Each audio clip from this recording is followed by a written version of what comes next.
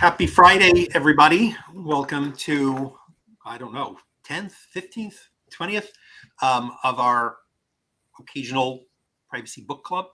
For those of you who are not members, it just means signing up at our site, at which point we will email you. Despite social media and despite all the things, email is still the place where somehow humans get a lot of information. So if you'd like to catch up on previous discussions that we've had with prominent authors who write about things that we think those in the privacy community care about, go to the book club section of our site. Our team will post it over here and you get a heads up. Should you be someone who actually shows up in person for things, we are hosting Daniel Keats-Citrin, professor now at UVA and prominent MacArthur Genius Award winner and groundbreaking privacy scholar. She has a new book published, and we are actually hosting a book release for her in person. So come eat, drink, meet her. Maybe we will have copies of the book. I think it just comes out, so we might have copies for her to sign to give to you. Check the events at our website at fpf.org. But today, I'm thrilled to have with me John Wilander. Been aware of John from his work in privacy and security for a number of years on standards, on browser issues, on technology issues.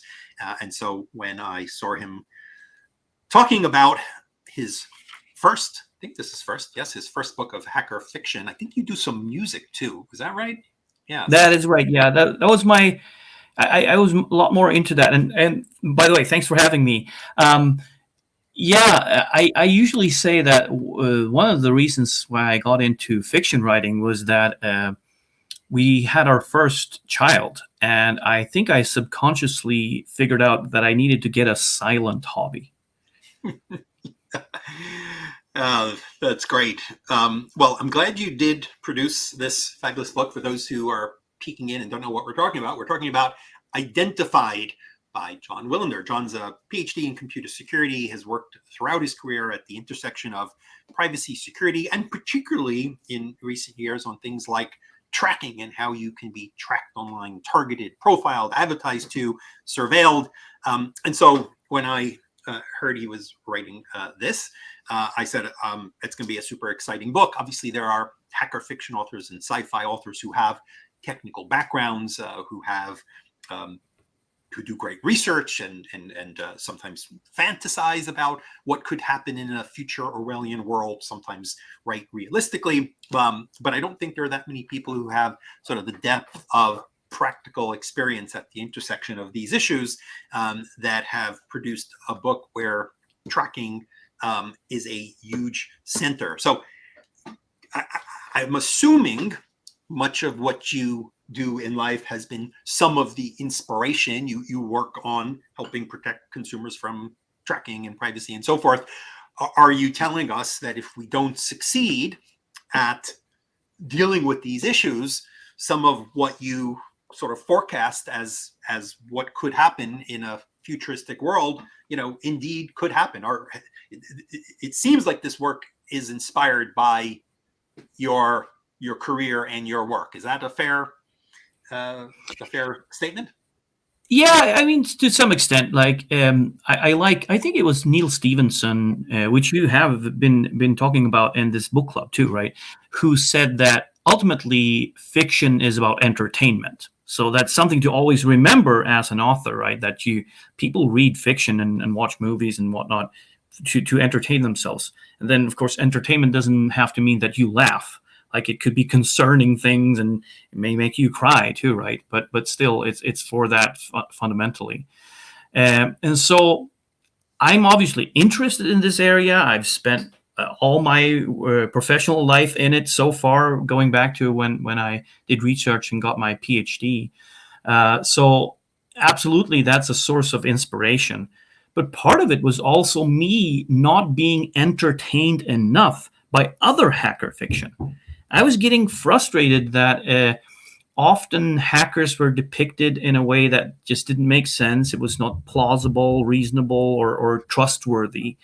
So I started thinking many, many years ago, can you have like realistic hacks, realistic problems with computers and IT systems play into a great plot and build a story around it.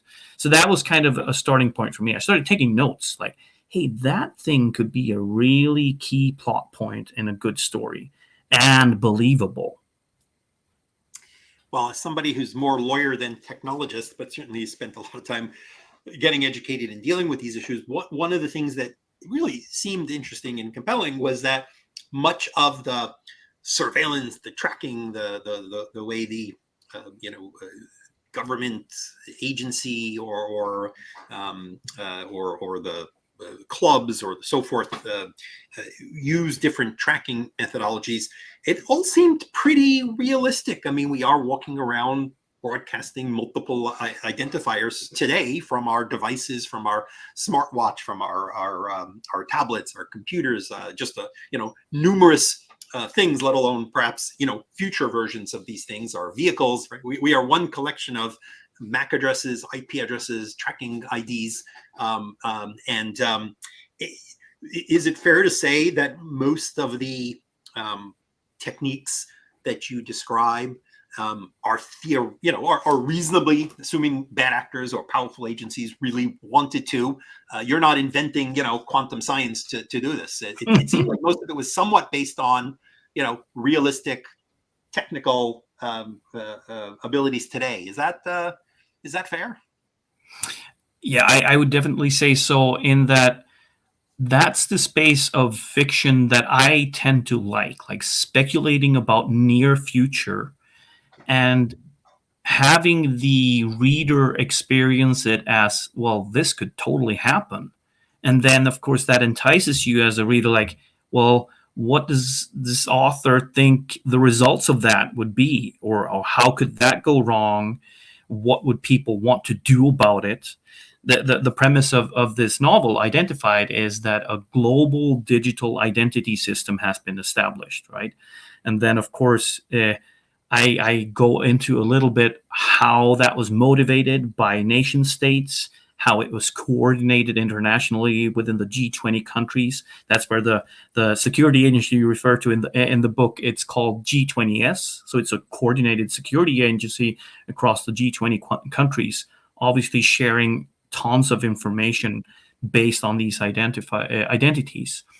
And so that is something that could absolutely happen.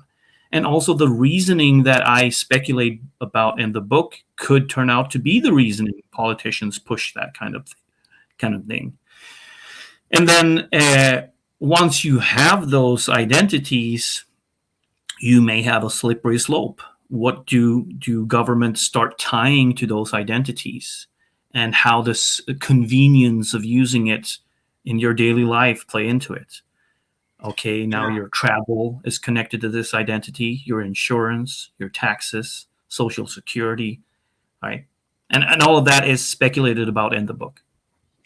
Yeah, I'd say that one of the things that will resonate with readers, I think the center of gravity for concern about this has really, in the last several years, moved. Certainly 15 or 20 years ago when I started, you had folks who mostly were very enthusiastic about what they were achieving with social media, with online tools, with advertising. And when you said, well, but a bad government actor could do X or a powerful corporation could do Y, you were, a black helicopter person. You were, a quote unquote privacy activists worried only about privacy and not about all the good things that might come from technology. But I think between personally the past administration, where people sort of said, oh, wait a second, even, this democracy that they feel so proud of might do things that are completely out of the normal order,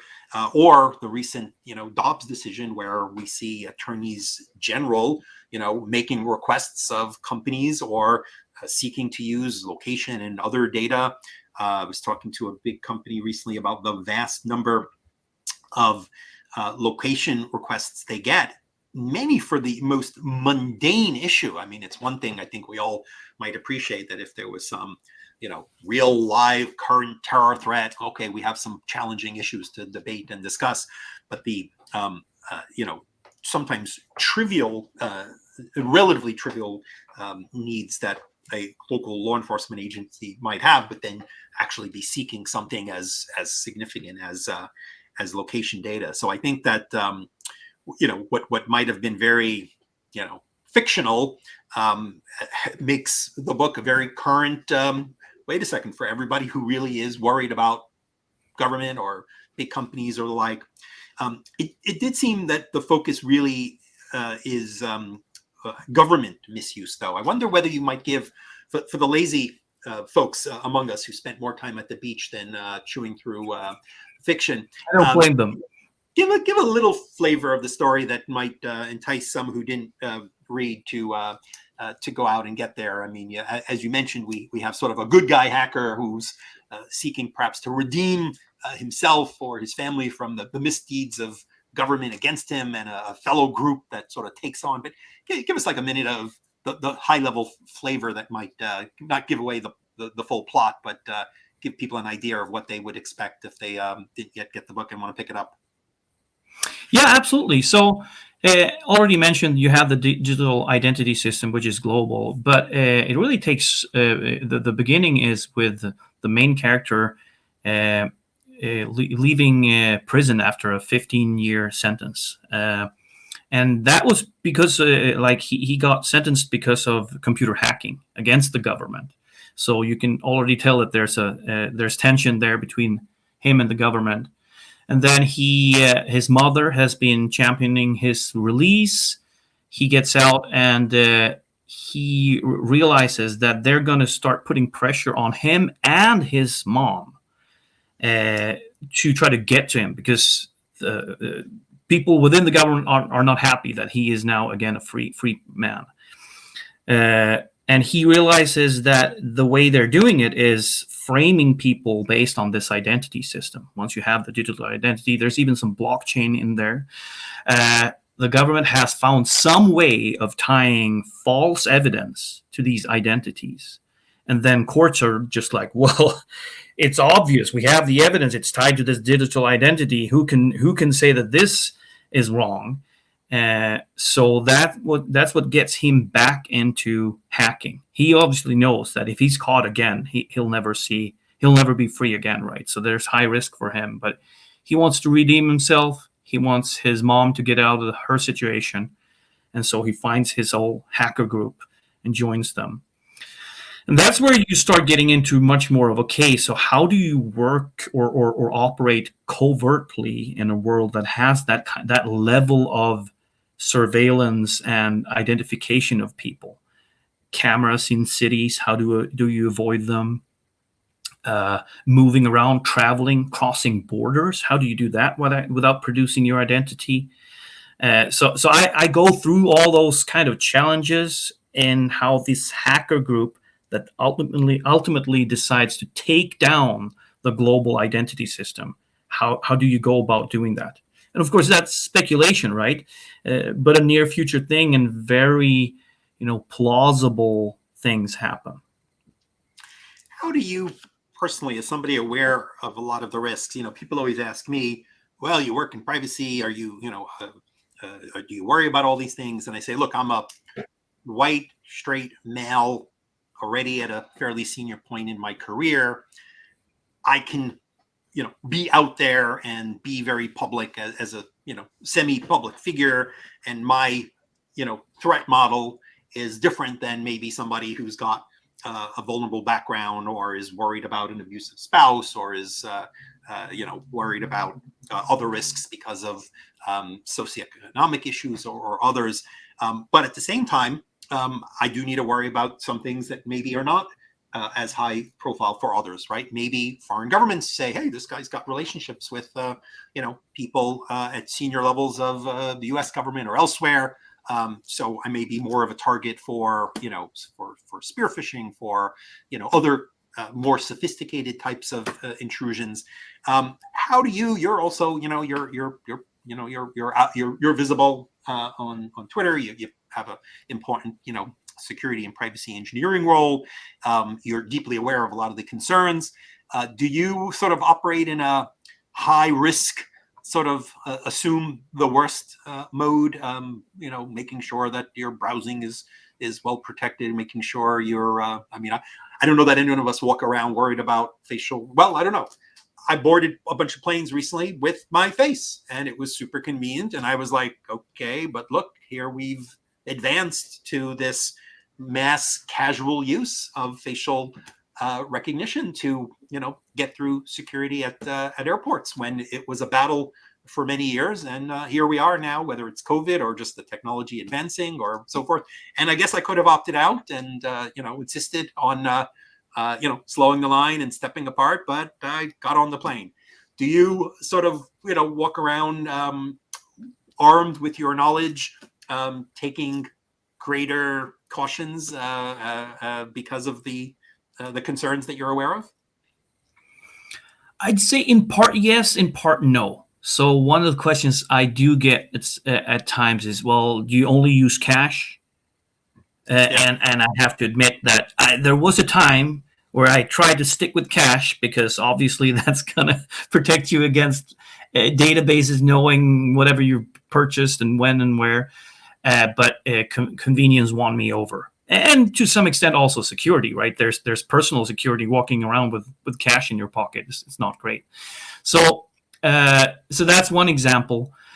Another is this whole thing about protecting yourself online. But using burner credit card numbers, right? You could be right. Yeah, right. There are many things you could do, and I am as a basis, I am positive. I like technology. I think it's on average a net positive for us, and it can be a lot more positive if we avoid a lot of the bad things. And I just don't want it to become a thing where you need to be an expert or a vigilante or something like that to have privacy or be secure. And for everyone else, it's bad, right?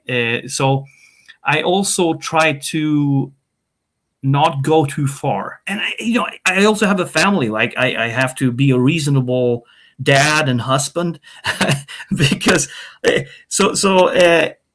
I curb myself. Let's just say that.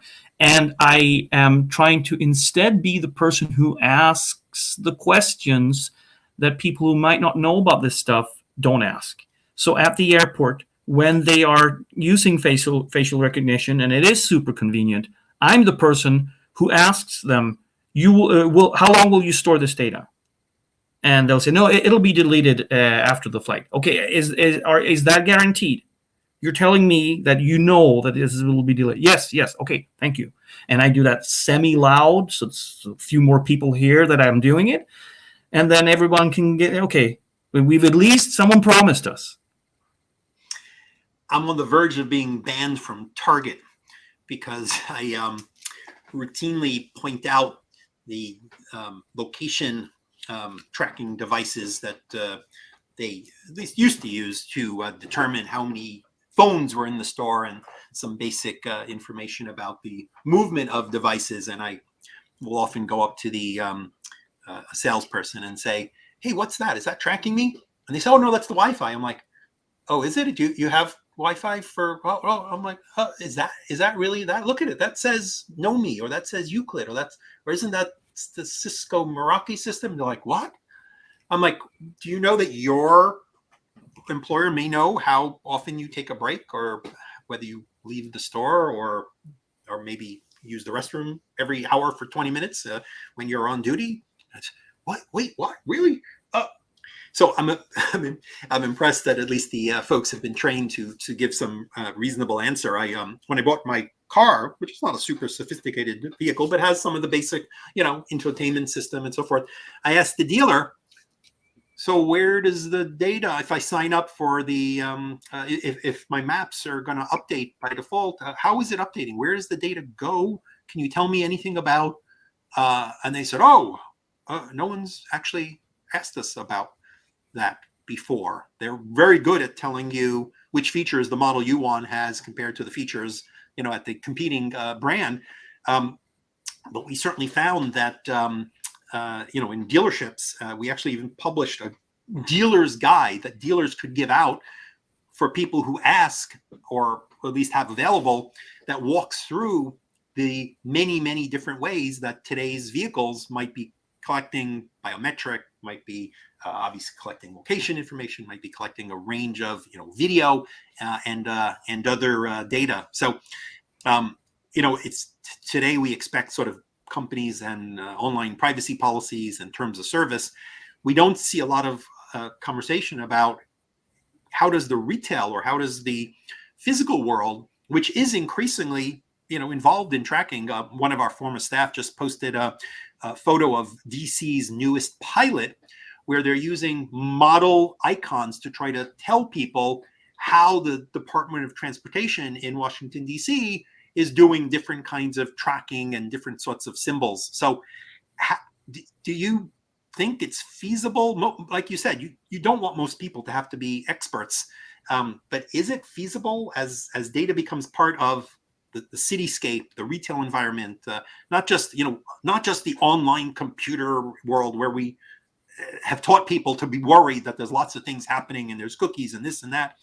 Increasingly, as this becomes part of buying a car, walking around a retail environment, walking through a street, do we have any hope that we're going to be educating people? Still are confused about exactly what happens behind the browser and behind the ecosystem.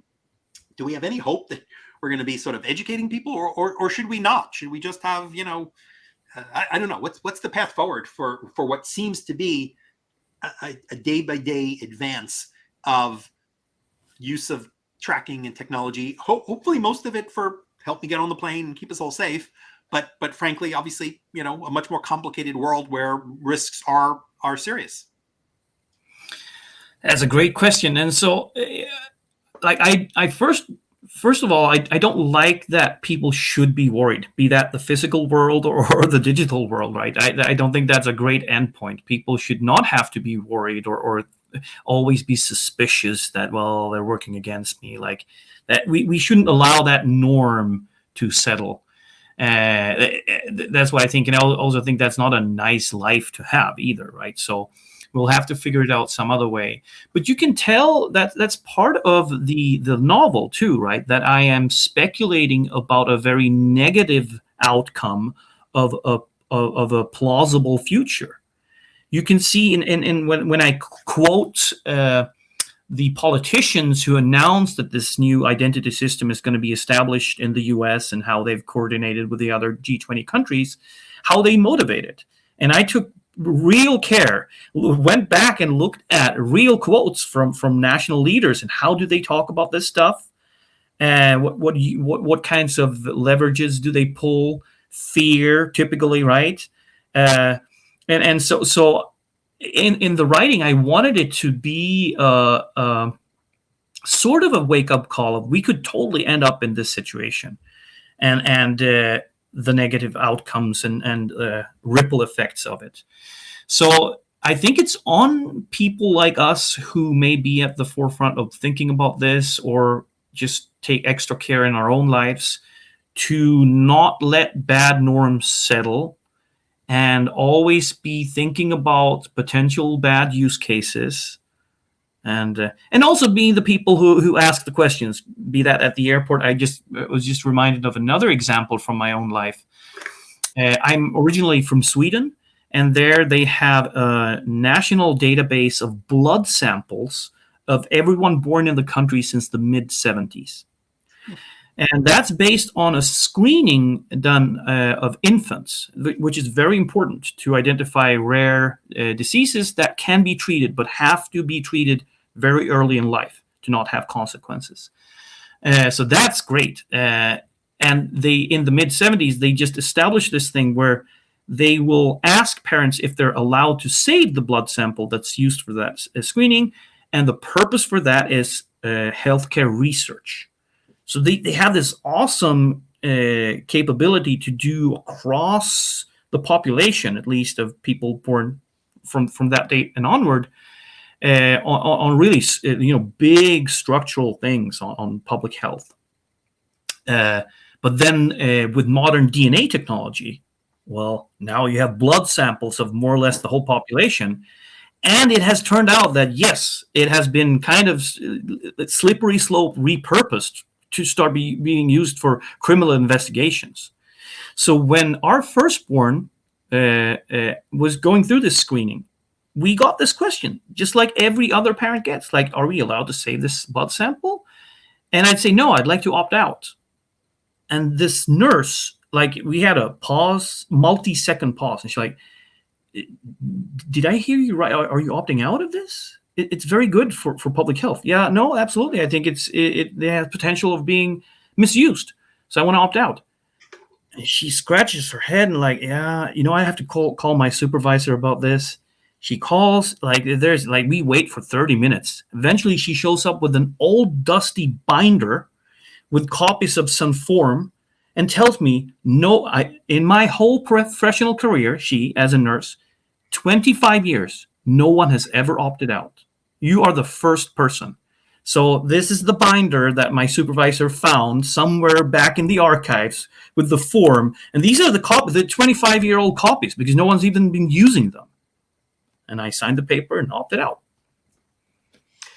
Well, I think, the opt-in or opt-out debate certainly has moved since over the recent years. And I think we see civil society folks skeptical that either opting in is effective. Can you really explain to people the full consequences, or will companies use patterns to direct you or nudge you, or government nudge you in the direction? Or if it's a risk, should we be doing it at all, as opposed to why should only those savvy enough about the potential consequences, be the ones who go ahead and do so. And I think we're seeing now, legislation that's increasingly being tailored to say, these are the only things we want to allow. And these other purposes, either aren't allowed. We really see that sort of pushback against consent. I guess what we don't see, I think, well enough is the public policy argument. It still ends up being very, is this for business? Is this for this sort of tech and that and so forth? But the really hard discussions of, yes, there's benefit. Here's the benefit. It's legitimate. Yes, there are risks. Here are the things we're going to do to forestall, those risks. Unfortunately, it's just so hard to have a really thoughtful public policy debate when sometimes one side says, that's all bad, it's all risk, I don't even think there's benefit.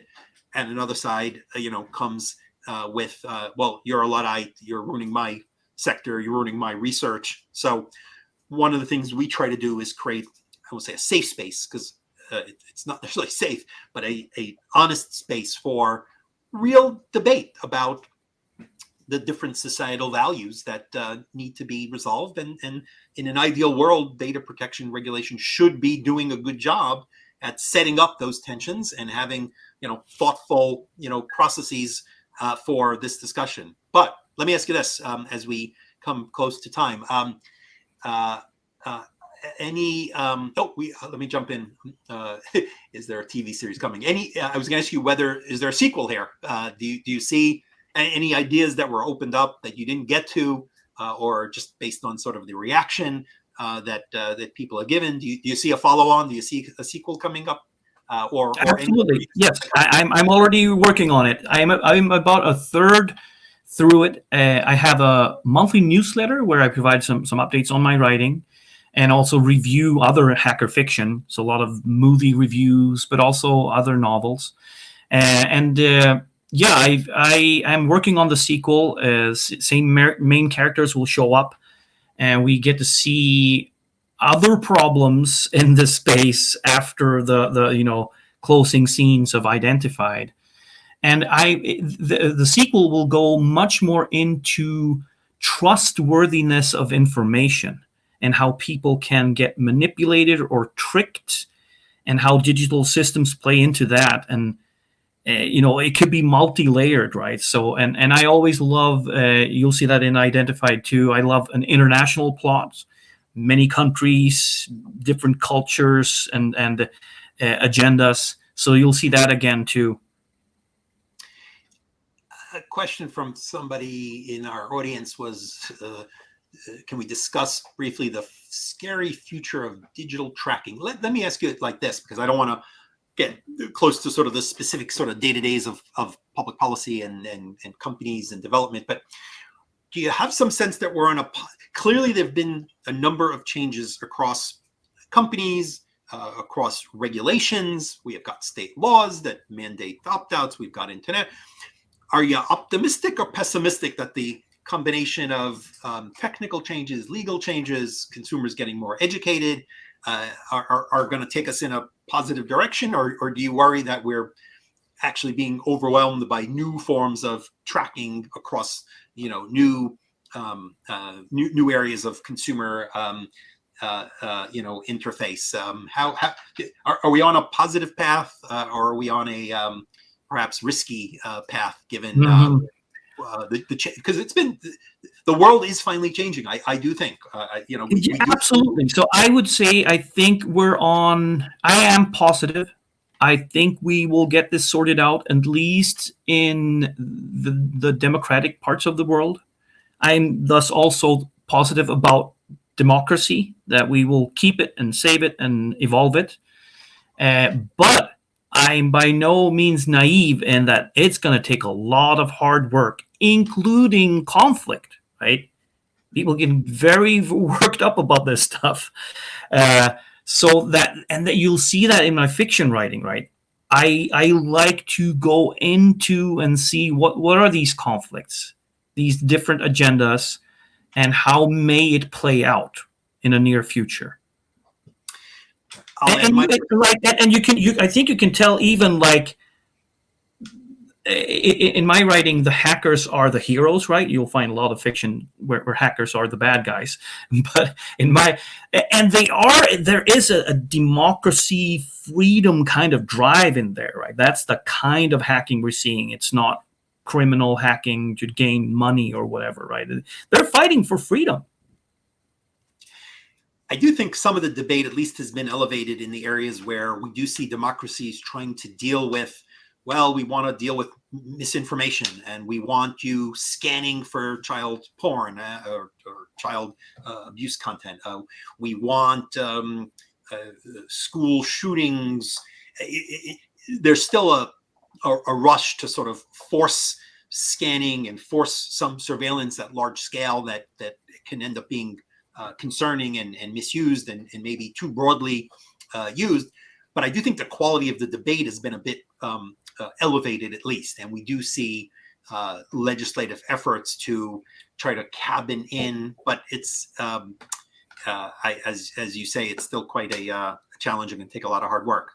On that note, let me encourage folks who haven't read Identify to go ahead and grab a copy. I think you'll find it enjoyable. Great to hear that there's a sequel coming. And I want to thank John Wilander for joining us. And thanks you for having me. Who took time on Friday to chat with us.